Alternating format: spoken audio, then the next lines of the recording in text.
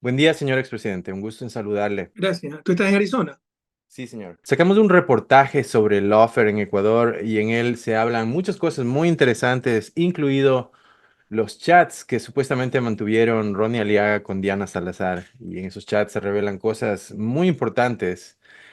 ¿Cuál es su comentario al respecto? Mire, primero agradecerle a Grayson, a Max Blumenthal, a ti por la extraordinaria investigación que debió ser hecha por los medios nacionales, pero hay un blindaje mediático obsceno, politizado a favor de la fiscal contra nosotros, y siempre ha sido así la prensa ecuatoriana y latinoamericana, y muchas veces no se entiende de los países desarrollados. Eso no es libertad de prensa, sino es pura y simple manipulación en función de intereses políticos, económicos, etcétera.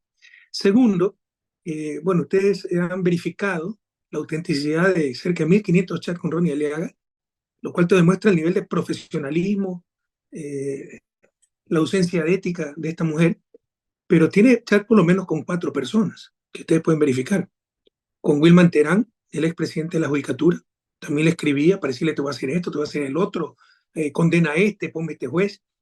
Con Maribel Barreno, que era su amiga, luego se pelearon del Consejo de Judicatura, con Anderson Boscan, un periodista. Ustedes pueden verificar todo esto, era el modus operandi de esta señora. Es decir, que pasaba información privilegiada, presionaba, amenazaba, chantajeaba, etcétera. Tercero, ¿qué opino sobre mi lawfare? Esto te demuestra que en Ecuador desde hace muchos años no hay Estado de Derecho. Cualquier cosa puede pasar. Por mucho menos que esto, imagínate el escándalo que sería un país desarrollado y ni siquiera lo publica la prensa nacional. Esta mujer sigue en su puesto haciendo y deshaciendo. La propia elección de la fiscal fue totalmente fraudulenta, pero evidentemente fraudulenta. Sacó el peor examen. Es una mujer muy limitada que apenas puede expresarse en español y le pusieron 30 sobre 30 algunos jueces, no todos, en la prueba oral y sacó el máximo de prueba oral y así fue nombrada fiscal para perseguirnos. Luego se descubrió que hasta su tesis es plagiada. Dijeron que era impericia. La universidad dijo que ese plagio, 40% de su tesis, era simple impericia y la Corte Constitucional prohibió que se investigue. Hasta destituyó al presidente de un consejo que se llama de participación ciudadana por cumplir su deber, aceptar una veeduría ciudadana para investigar el dolo de la fiscal. Entonces, hace 8 años no hay Estado de Derecho, la justicia está podrida, se persigue, con eso se presiona, y obviamente las principales víctimas y casi exclusivas víctimas han sido los miembros de mi partido, Revolución Ciudadana, quien te habla, pero sobre todo arreglado y preso en una prisión de alta seguridad, como si fuera un delincuente peligroso, después de que se invadió una embajada, en las peores dictaduras latinoamericanas se han atrevido a hacer eso, y secuestraron a un refugiado político, lo cual es un delito flagrante establecido en el artículo 101, 125 de nuestro Código Integral Penal, 111, perdón, 125 de nuestro Código Integral Penal, y la fiscal no hizo absolutamente nada, porque no hay Estado de Derecho. En un momento en los chats, Diana Salazar supuestamente hace referencia a que los americanos, quien sea que haya estado con ella en la habitación en ese momento, quieren su cabeza, quieren la cabeza de Rafael Correa. Dice también que ellos saben, los americanos, que Revolución Ciudadana está subiendo en las encuestas y que si ellos ganan la elección, va a ser el fin de los tratados bilaterales. En esos tratados bilaterales hay una ley donde se imprimieron esos tratados en la ley estadounidense, ¿no? En la National Defense Authorization Act del año fiscal 22, la ley S-3591, habla específicamente de influencias malignas en Ecuador y que le van a ayudar Estados Unidos le va a ayudar a Ecuador a combatir esas influencias malignas.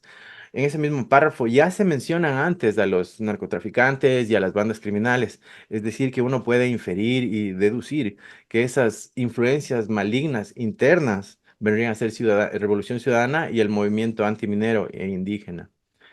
Este, ¿Cuál es su opinión al respecto? Mira, nada de esto pudo ocurrir sin no solo consentimiento, sino activa participación de la Embajada de Estados Unidos. Y la participación fue no solo evidente, descarada. El anterior embajador que se quedó más del tiempo establecido, perdón, Michael Fitzpatrick, no recuerdo el nombre, pero Fitzpatrick, opinaba, era el nuevo virrey. La fiscal se reunía semanalmente con él. Él le decía los objetivos políticos, qué mover, qué no mover. Eso está en los chats, ¿no? Entonces esto no pudo ocurrir sin por lo menos el consentimiento de Estados Unidos. Y esto ha ocurrido con Lula da Silva, con Cristina Fernández de Kirchner, con Evo Morales. Y en América Latina en esto no hay coincidencia, como el Plan Cóndor de los años 70, la dictadura en Uruguay, en Chile, Argentina, no era coincidencia, era un Plan Cóndor coordinado desde el norte.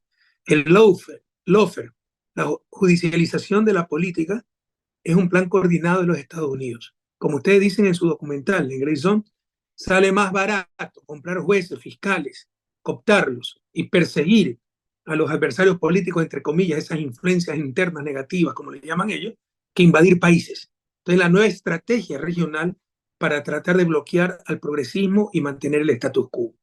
Eh, entonces, respondiendo a tu pregunta, esto debe estar extremadamente claro. Esto no pudo pasar. La brutal persecución política que hemos sufrido en Ecuador, la descarada injerencia en la justicia, una fiscal corrupta, eh, manipuladora como Diana Salazar, incompetente, no pudo ocurrir sin el consentimiento de los Estados Unidos, por lo menos el consentimiento. Más seguro es sin el impulso decidido, intervencionista de los Estados Unidos. Otra cosa que llama la atención muy poderosamente es la influencia que ella ha tenido en elecciones, en las dos últimas elecciones. La primera, cuando acusó a Andrés Arauz junto al fiscal colombiano de recibir dinero del ELN y luego resultó que todo eso era mentira y las pruebas eran falsas. De hecho, hay un juicio al respecto contra el fiscal colombiano de parte de Andrés Arauz. Eh, y la segunda instancia vendría a ser que cuando Diana Salazar supo, quién supuestamente supo, quién había asesinado a Fernando Villavicencio, que habían sido los Lobos, le había dicho el embajador norteamericano en su casa. Entonces, por eso supuestamente se infiere que ella, a pesar de que supo quién realmente había asesinado a Fernando Villavicencio, permitió que esa falsa narrativa de culparle a la Revolución Ciudadana por el asesinato salga afuera, en lugar de ella salir y decir lo que sabía, porque no quería ayudarles electoralmente. ¿Cuál es su opinión de esta interferencia en las elecciones? O sea, hace 8 años no tenemos elecciones justas. Hablar de elecciones justas en la situación que está Ecuador, donde se han tomado todas las instancias del Estado, donde tenemos una prensa que no informa, manipula, es que base de la democracia es la prensa. Mira, Jean-François Rebel, santo patrono liberal para Maceni, decía, democracia sin verdad no existe, sin información no existe, no hay democracia. En América Latina no hay información y manipulación, pero sobre todo en Ecuador, donde se ha perdido todo límite y de escrúpulos. Revisa si el reportaje espectacular que ustedes han hecho, muy profesional, se han tomado 4 o 5 meses, que ha sido replicado por muchos medios internacionales, algún medio nacional importante lo ha replicado. Es descarada la manipulación, el blindaje, el ocultamiento de información, la promoción de noticias totalmente falsas para perjudicarnos. Entonces, no podemos llamar democracia a una situación así. Una prensa totalmente, una mafia mediática, realmente es el nombre, una mafia mediática, que no te informa, te manipula. Además de que se han tomado todas las instancias del Estado en estos 8 años, han destrozado el Estado de Derecho y se dan las más grandes barbaridades. Por ejemplo, en el 2021 nos suspendieron el partido político unos cuantos días antes de inscribirnos. Tuvimos que inscribirnos con lista 1, nuestro partido con el que íbamos a inscribirnos era lista 5. ¿Ya? Luego nos lo devolvieron, ganamos, pero ya cuando estábamos inscritos. Pero todo eso hemos tenido que pasar, ¿no? Leyes que han reformado para perjudicarnos, por ejemplo, el método de asignación de escaños, para impedirnos tener mayoría en la asamblea. Entonces, lo que hay en Ecuador no es Estado de Derecho, que es un factor fundamental de democracia, ni democracia, ¿ya? Porque lo que tenemos es una prensa que manipula, que no informa, y democracia sin información sencillamente no existe. Lo que se tiene cada cierto tiempo, elecciones, que no son elecciones justas en absoluto, como te indico, porque sin verdad no puede haber elecciones libres, solamente la verdad nos hará libres.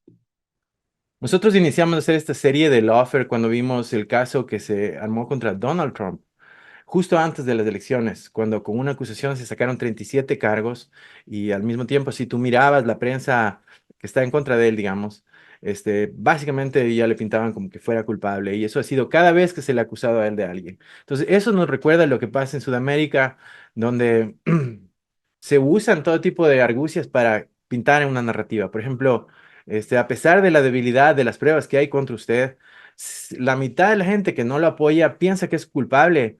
Y eso porque muchas veces se usó casos de corrupción reales para pintar con esos al resto y manchar a todo el resto del movimiento con esos casos reales. ¿Qué es lo que usted piensa al respecto? Es que con todo respeto, nada de eso es cierto. En 10 años de gobierno, ¿cómo no va a tener caso de corrupción? Hasta en el Vaticano el Papa Francisco encontró casos de corrupción. En España, en Alemania, el caso Siemens. ¿Cómo no es el caso de corrupción? Otra cosa es un gobierno que tolere la corrupción. Entonces se han basado en hechos aislados denunciados por nosotros mismos. Todos esos corruptos son enemigos nuestros ahora. Carlos Pareja Yanocel, Pedro Delgado. Todos son enemigos nuestros y están a favor de lo que nos persigue. ¿Por qué será? ¿No? Pero utilizaron, por ejemplo, que Carlos Poli, el contralor de Correa, la Contraloría es una función independiente. Carlos Poli fue propuesto por los partidos políticos al inicio de mi gobierno. Era una terna que presentaba el Congreso. Pero así te manipulan todo. Pero vamos a los datos, no a relatos. Yo también puedo hacer una narrativa de cada caso de corrupción que encuentre en Estados Unidos y decir que todos son corruptos. Revisa el ranking de Transparencia Internacional. Yo encontré el país en el puesto 150 del ranking. Lo en el puesto 120. Fuimos el país que más descendió en el ranking de toda América Latina. Verifica los datos que te estoy dando. De toda América Latina. Fuimos el que más descendió, 30 puestos. ¿Ya? Pero eso incluso son encuestas subjetivas. Se les pregunta a empresarios, etcétera, lo hace Transparencia Internacional, y eso es influenciado por los medios de comunicación, y ya estaba el caso de Brecha en la palestra. Porque habíamos bajado casi hasta el puesto 100, 102 por ahí, y subimos al 120, pero todos modos fuimos el de mayor reducción en toda América Latina. Veamos datos duros. Mira la base de datos del Banco Mundial. Ahí sí, con encuestas que se le preguntan a los contratistas del Estado, usted ha dado coima. Antes nuestro gobierno era 16%. En nuestro gobierno bajó al 1.6% y todo el sector público, municipios, prefecturas, juntas parroquiales, y con la inversión más grande de la historia. Pero ese 1.6 significa que algo quedó. Y de eso se agarran para hacer toda una narrativa. Entonces no caigas en esa trampa. Yo no es que soy soberbio, soy objetivo, no voy a traicionar mi conciencia y la verdad. Hacer un acto de contrición, cuando lo hicimos muy bien, cuando somos gente honesta, cuando tienen que poner por influjo psíquico, cuando han contratado empresas para revisar nuestras cuentas y no encuentran absolutamente nada. Y cada vez que buscan la ruta del dinero encuentran su dinero. Y somos nosotros que tenemos que hacer acto de contrición, es darle la razón a los que no la tienen. Esa es la primera reflexión. Lo segundo que tú dijiste, el offer que también se le aplicó a Trump, no comparto, respeto tu opinión, pero no la comparto. Sistemáticamente el offer ha sido contra la izquierda, porque para el offer se requiere medios de comunicación que están en manos de la derecha y un sistema judicial cooptado por las élites o por Estados Unidos. Que se dan excepciones, por supuesto. Alan García en Perú, cuando hay conflictos entre ellos mismos, pero no es la norma, son la excepción. Y en el caso de Estados Unidos, no le funcionó, lo intentaron. ¿Por qué? Porque todavía hay institucionalidad. Y mira que en la Corte Suprema me parece que venció con unanimidad Trump, pese a que hay demócratas, porque no se van a prestar a esta jugarreta. En América Latina y en Ecuador particularmente, los jueces se prestan a cualquier cosa. Acaba un tribunal hace pocas semanas decir que la invasión a la embajada, la detención de Jorge Glass, fue en apelación. El juez de primera instancia ha dicho que era ilegal, ilegítima y arbitraria. Dijeron que no, que era legal, legítima y arbitraria, y no arbitraria. ¿Sabes por qué? Porque ellos tienen que fijarse en el derecho interno. Y había una orden de prisión contra Jorge Glass, había un estado de excepción que no, con lo cual se acababa la garantía de inviolabilidad de domicilio. Ellos no pueden fijarse de la ley internacional. Es decir, rompieron un principio de derecho fundamental, que los tratados internacionales están sobre las normas nacionales. Y argumentaron que invadir una embajada es como, o sea, como había estado de excepción, no había inviolabilidad del domicilio. O sea, una embajada extranjera es un domicilio más. O sea, y ahí en ese tribunal estaba el presidente de la Corte Suprema de Justicia, de la Corte Nacional se llamó. Entonces tú ves el nivel a que hemos llegado, ya es descarado el asunto. Entonces son otros niveles. O sea, con todo respeto, lo que le pasó a Trump es un juego de niños al lado de lo que pasa en Ecuador y en América Latina. Pero sobre todo en Ecuador, donde más le ha ido el offer, lo dicen los expertos, puedo dar nombre, lo pueden entrevistar. Héctor Martínez, por ejemplo, español, donde más le ha ido el offer es en Ecuador. Es notable y varios expertos me han contado cómo el descenso del Ecuador ha sido de los más marcados, si no el más marcado de un país con instituciones de desarrollo y de control a lo que muchos llaman ahora un narcoestado. Y eso, según muchos de los especialistas que he hablado, se dio por las acciones de Lenny Moreno, que al tratar de perseguirle a usted y a la gente de su movimiento, no solo persiguió a las personas, sino también a las políticas. ¿Qué es lo que usted piensa de esta persecución que se dio no solo de las personas, pero sobre todo de las políticas de desarrollo social? El odio los llevó a destruir todo. O sea, por último que nos persiga y construya algo nuevo y mejor. Pero destrozaron todo. O sea, parece una novela de Kafka, ¿no? De la metamorfosis, que de repente Gregorio Samsa se despertó como un escarabajo y todo el mundo le detestó. O sea, era todo diferente. O sea, es una pesadilla. O sea, yo no he visto, yo soy modestia aparte, experto en desarrollo. Me he pasado estos 8 años estudiando desarrollo, escribiendo un libro, ¿no? Y no he visto caso de destrucción tan rápida y profunda de un país en época de paz sin bloqueo, y más aún en democracia. Puede ser que haya bloqueo, guerra y se destruye un país, pero sin bloqueo, sin guerra, la destrucción tan brutal de un país no la he visto. Yo dejé al país como el segundo más seguro de América Latina. Y para nuestro nivel de ingreso per cápita, solo nos superaba Chile en América Latina. Pero Chile tiene el doble ingreso per cápita que nosotros, un país mucho más rico o menos pobre. Para nuestro nivel de ingreso per cápita, seguramente éramos el más seguro del mundo. Deja al país como exportador de energía, con una de las matrices eléctricas más estables, de las 5 más estables de América del mundo. Dejé al país como el segundo en infraestructura en toda la región, solo superado por Panamá y por el Canal de Panamá. Hoy las carreteras están destrozadas, hoy somos los países más violentos del mundo, de los 5 más violentos del mundo. Hoy somos importadores de energía, tenemos cortes de luz. Es una destrucción drástica que no la he visto y va a ser un caso de estudio para el futuro, porque te demuestra la diferencia entre el desarrollo y el subdesarrollo. En 10 años de buen gobierno, ¿cómo avanzamos? En 7 años, 8 años de malos gobiernos, ¿cómo hemos retrocedido? Multiplica eso por 200 años de historia y comprenderás la diferencia entre los países hoy desarrollados, que empezaron más o menos al mismo nivel nuestro como Estados Unidos, y los que seguimos en el subdesarrollo. Yo tuve la oportunidad de conocerle a usted antes de que sea presidente y también recuerdo cuando usted asumió la presidencia, luego de ganar las elecciones, mirar a los presidentes que fueron a su asunción. Estaba ahí Chávez, recuerdo que estuvo Dilma, estuvo Cristina Fernández de Kirchner, Evo sí, Morales. Evo Morales, Mujica. Am, Todo este grupo de presidentes tenían planes de desarrollo sur-sur. Por ejemplo, Telesur, una organización de prensa del sur, digamos. Tenemos UNASUR, una organización de países del sur. Según entiendo, había planes para un banco del sur y había planes para una organización de seguridad sur-sur. Em, Recuerdo incluso escuchar que habían planes para el desarrollo de Sudamérica con África, ¿no? Y en eso estaban trabajando juntos. Entonces, si uno piensa en lo que le pasó a toda la gente que estuvo involucrada en esos planes, es bastante terrorífico. O sea, tenemos dos, a Chávez y a Kirchner, les dio cáncer. Tenemos tres presidentes que han sido perseguidos judicialmente. Tenemos Dilma, usted, Cristina Fernández de Kirchner. Ah, y tenemos a Gaddafi, todos sabemos lo que le pasó. Entonces es como que de alguna forma se hizo un ejemplo de todos aquellos que estaban planteando ese eje de desarrollo sur-sur en lugar de la dependencia para el norte. ¿Cuál es su opinión al respecto? Es obvio pues que no le interesa a Estados Unidos la integración latinoamericana. Es uno de los factores que ellos tuvieron éxito, salieron del desarrollo y nosotros no. Ellos fueron 13 colonias que se mantuvieron unidas y después crecieron y se formaron 50, y la Unión alcanzó 50 estados. Claro, tuvieron una guerra civil de por medio. Si vencía el sur, hubiésemos tenido 2 Estados Unidos, pero venció el norte. Y ahora son la unión más perfecta de la historia de la humanidad, 50 estados, 50 países unidos. Nosotros éramos 4 virreinatos y 4 capitanías generales, y hoy somos 18 países latinoamericanos, soberanos, 50 hispanoamericanos, ¿no? Con Brasil, pues ya, y Haití seríamos 20.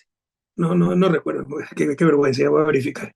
En todo caso, de 18 a 20 países latinoamericanos, eh, cuando éramos 4 capitanías, 4 virreinatos. Entonces, en lugar de unirnos, nos atomizamos, nos separamos.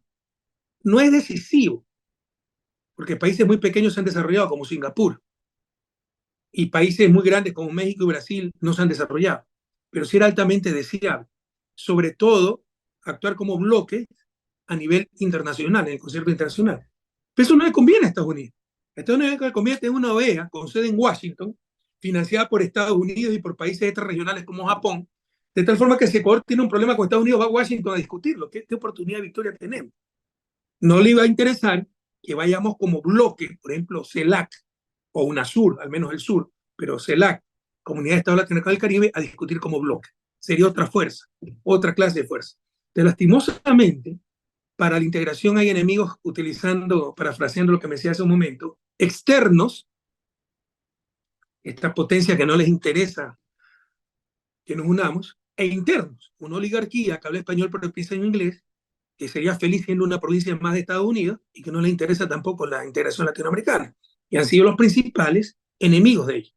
Llegó Moreno al poder y lo que hizo fue deshacer UNASUR, cuando Quito por primera vez en la historia era sede de un organismo internacional y se podía considerar la capital de Sudamérica. Sin embargo, llegó este tipo y por odio y entreguismo deshizo UNASUR.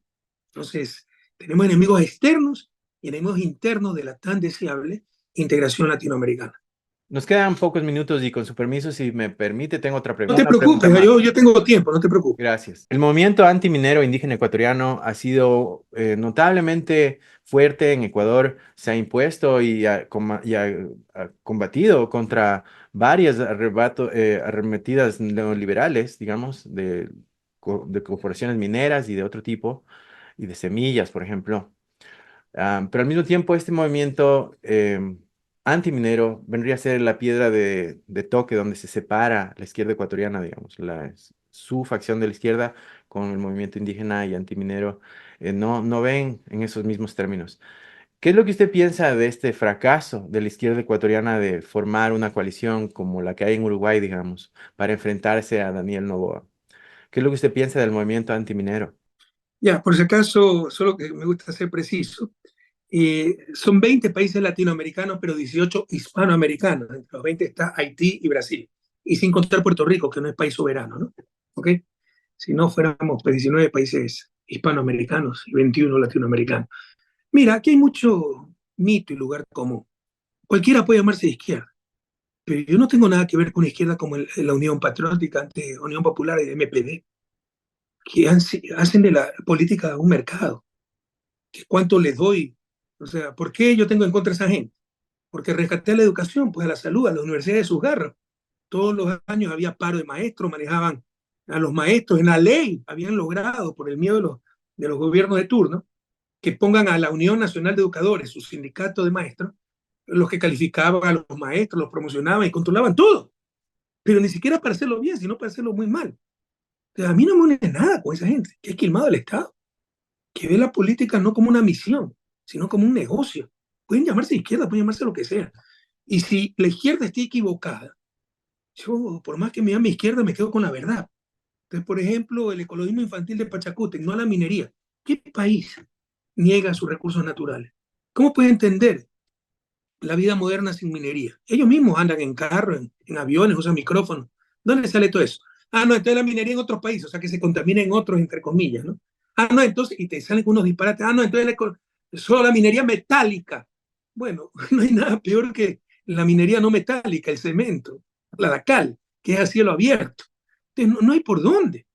Es un absurdo decirle no a la minería. Lo que hay que decir es minería con responsabilidad ambiental que se puede dar. Toda actividad humana tiene impacto, ¿no? Pero se puede minimizar el impacto, se puede recuperar las zonas intervenidas. Hay prohibiciones claras en la Constitución, no se puede hacer minería en fuentes de agua, selva virgen, etcétera, aunque te dicen que sí se ha hecho, eso es mentira. Eso yo lo he visto personalmente. Por ejemplo, el proyecto Mirador, en plena selva, mentira, era una zona intervenida. Cuando empieza el proyecto, declaran que es tierra ancestral para tratar de sacarle recursos a la minera. Eso es la verdad. O sea, hay que hablar con la verdad, esa es la verdad. ¿Ya? En todo caso, te sacan que no a la minería metálica, pero sí a la no metálica, no metálica es a cielo abierto, tal, por ejemplo. No a la gran minería, pero sí a la pequeña minería que no tiene acceso a alta tecnología y es mucho más contaminante. O sea, hay un puñado de contradicciones que como político, como académico, como persona honesta, que creo que soy, no me pidas que esté con eso, porque son errores evidentes, son cosas tal vez políticamente correctas, pero que no resisten el menor análisis, ¿no? Entonces, ahora, el problema minero es muy complejo. Gran parte del futuro de Ecuador está en la minería. Gran parte de la oportunidad de América Latina para dar el salto al desarrollo está en sus recursos naturales. No nos neguemos esa oportunidad, pero hay que hacerlo responsablemente. En todo caso, hay otro problema adicional, la minería ilegal, pero eso ya es crimen organizado. Hay lavado de dinero, etcétera, y no se hace absolutamente nada para combatirla, y esa minería ilegal se está arrasando con nuestros ríos, con nuestras selvas, y la ausencia del Estado es clamorosa. Pero la minería legal, organizada, con alta tecnología, el pedido de la izquierda debe ser sensata, sobre todo la indígena, ¿no? Sí a la minería, pero con responsabilidad ambiental y social. ¿Qué significa eso? Perfecto. El proyecto está en mi territorio. No me sale un centavo hasta que no se acabe la pobreza en mi territorio. Y voy a ser el primero en apoyarlo. Pero el infantilismo y no la minería y negarnos el futuro. Cuando tenemos niños que se nos mueren de diarreíta, patología del siglo XIX, verdaderos crímenes en el siglo XXI, me parece a ti irresponsable. Y nuevamente te ratifico, ¿no? Esto de que la unión de izquierda, o sea, no porque se llamen de izquierda, yo coincido con ella, que es una izquierda totalmente falsaria, que ha sido la mayor, la más funcional al status quo, a la destrucción del país, a todo lo que ha pasado históricamente y recientemente, sobre todo la persecución contra nosotros. O sea, esa izquierda sin escrúpulos que se presta a cualquier cosa por objetivos inmediatos electorales, por espacios de poder, cuando la obsesión de todo político, pero sobre todo de la izquierda latinoamericana, debe ser superar 200 años de su desarrollo. En el 2021, The Grayson reportó que varias figuras de la oposición política ecuatoriana estaban siendo financiadas por el National Endowment for Democracy, que es un frente del Departamento de Estado y muchos dicen que de la CIA. Este financiamiento se dio a figuras como, por ejemplo, Yacu Pérez, que era candidato presidencial, y otros como Fernando Villavicencio, que teníamos la sospecha, se tenía la sospecha de que él también había sido financiado, pero ahora con los leaks de Ronnie Aliaga, con la fiscal Salazar, parece ser que esto ha sido confirmado. ¿Cuál es su opinión al respecto? Mira, déjame completar la idea anterior para que quede muy claro. A mí no me gusta la minería, pero menos me gusta la miseria. Y no voy a rechazar una oportunidad para superar la miseria por fundamentalismo infantil. Pero en todo caso, ahora sí, la minería, incluso formal, es un desastre. Porque eliminaron el Ministerio de Minería, eliminaron a ARCA, la Agencia de Regulación y Control Minera, eliminaron todo. Ahora sí es un desastre. Sacan los productos que quieran y nadie controla lo que Y sale. nada, nadie controla nada, no queda nada para el Estado, no reparten regalías. Nosotros obligamos a anticipar regalías, porque tú empiezas el proyecto minero y después de 5 años sale el primer gramo de mineral. Y mientras tanto la gente dice, bueno, no recibimos nada. Lo obligamos a anticipar regalías, todo eso fue eliminado. Entonces hay que saber diferenciar entre mala canción y malos cantantes. La minería con responsabilidad legal, responsabilidad, perdón, social y ambiental es una de las grandes oportunidades para superar el subdesarrollo. Con respecto a lo que tú dices, la National Endowment for Democracy, el brazo financiero de la CIA, eh, financió a Yacu Pérez, fue una creación de la embajada de Yacu Pérez, financió a gente como Lourdes Tibán con sus fundaciones, financiaba una serie de ONG, porque esa es la otra estrategia, la sociedad civil, financiada por esta gente para desestabilizar a los gobiernos progresistas, y obviamente financió, no es que hay sospecha, financió, no es que hay indicios, hay pruebas. Financió a Mil Hojas, una de las plataformas en que trabajaba, con las que trabajaba Fernando Villavicencio, que ahora está corroborado, lo que siempre se supo, que era informante de la Embajada de Estados Unidos.